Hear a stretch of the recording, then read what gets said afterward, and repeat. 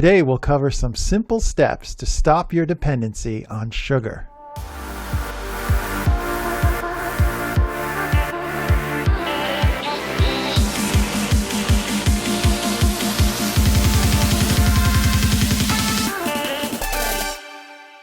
Hello and welcome to another edition of Shine 365, where our job is to help you lead a better life. Today we'll be reviewing the article in Prevention Magazine entitled "Break Up with Sugar Once and for All."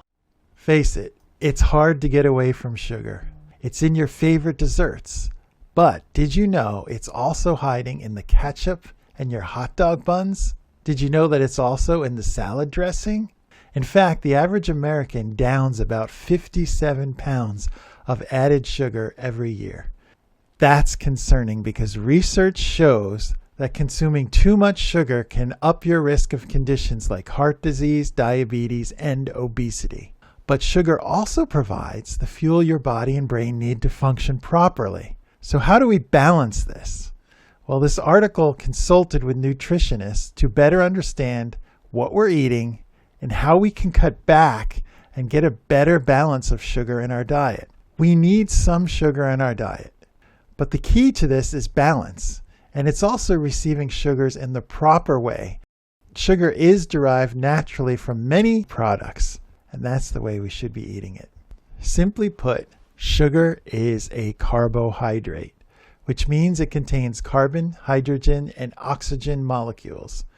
When we eat carbohydrates, they're digested and broken down into glucose, which serves as the preferred energy source for cells throughout our body. If glucose levels in your blood drop too low, say if you have hypoglycemia or you haven't eaten anything in a while, that can hinder your brain power. That can cause fatigue, and it can even make you shaky. It can give you the shakes. We all have been there. You're feeling drained, it's the middle of the day, and you're feeling a little down. You didn't sleep well last night, and you're running out of energy. So what do? You go to the supermarket and you buy a Monster drink. You go to the convenience store and you slam some sugar and caffeine. But that is not the answer. There are other ways to get the sugar that you need. There are two main types of sugar. Let's cover these. Simple sugars, which are monosaccharides or disaccharides, are made up of only one or two sugar molecules. And they're found in foods like candy, soda, fruit juice, honey, and table sugar. Complex sugars involve three or more linked sugar molecules, and they're found in food like apples, broccoli, lentils, spinach, and unrefined whole grains. Yes, believe it or not, you can find sugar in the broccoli that you're eating, in the spinach that you're eating as well. That's a natural way to get the sugars you need. Broccoli, spinach. Doesn't sound good, but you can flavor it any way you want, and you can make it delicious. Beyond that, sugar can be categorized as natural or added sugar. Now that's self-explanatory. The natural, it's sugar found in the food, such as sugar found in fresh produce. Natural sugar is good for you if you find it in fruits and vegetables that contain natural sugar. And also the other things that are in with this natural sugar, the body needs, like antioxidants, vitamins, and fiber. So if you're getting your sugar from beans and spinach and broccoli and other vegetables, you're also getting the fiber and the antioxidants and the vitamins, and it's building up your body. It's natural sugar. The fake refined sugar does nothing. It just spikes your glucose levels. It doesn't help you. It doesn't give you any fiber. It doesn't give you any antioxidants. It doesn't give you any vitamin. That's what we want to stay away from. According to groups like the World Health Organization, naturally occurring sugar poses less of a health risk than added sugars.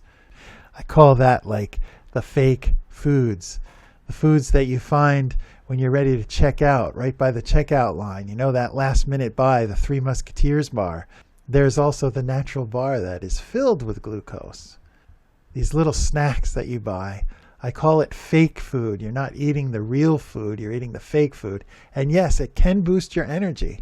But what it does is after that initial boost, you fall very far. It doesn't give you energy to keep going. Elevated blood sugars causes stress. This can negatively impact the heart, eyes, and vascular system, increasing the risk of developing additional metabolic conditions. Added sugars are really bad for you. I can't stress this enough. Stay away from the added sugars. Here are 10 ways to stop sugar cravings. Number 1, listen to your body. Just because you have a craving for something sweet, that doesn't mean you have to have sugar. Take a minute, notice what's going on in your body, and address the root cause of your discomfort. Do you have a headache? Are you stressed out? Do you feel hunger? Are you bored? Do you need an energy boost? Or do you really want a sweet treat? Many times we don't really need or want a sweet treat. Remember, if that's what you need, you can go ahead, but do it mindfully, within moderation, and hopefully you're getting your sugar naturally rather than artificially. You can also keep a food log, which sounds really tedious, but it can help you see the bigger picture of your diet. If you keep a sugar log for a week, you can figure out where your sugar is coming from. Remember, you may not realize everything you're eating unless you write it down. So just try it for a day or two or perhaps a week, and you'll be surprised at what you find. Small changes lead to big differences. You don't need to go all out. You don't need to do everything right away. Try to tackle one area that's a significant contributor to your daily intake of added sugar. If this is soda or juice, decrease your portions gradually.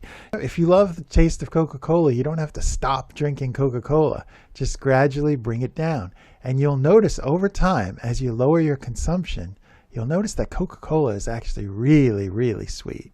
Now, I enjoy Coca-Cola, but the less I drink of it, the healthier and better I feel.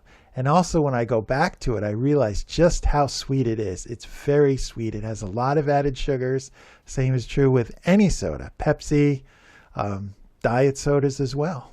Pay attention to patterns. If you notice that a sugar craving hits you at 3 p.m. daily without fail, that's a good sign that you should add a protein-filled snack to power you through the day. You don't have to have sugar. You can add something else. Maybe try prepping a non-sweet snack like a hard-boiled egg at the start of the week, and then you'll have something to eat when you feel that need to eat something. Balance your meals. This is very important. Make sure that every meal contains protein, veggies, and or other healthy carbs and healthy fats. Balance. Some carbs, some protein, some fats.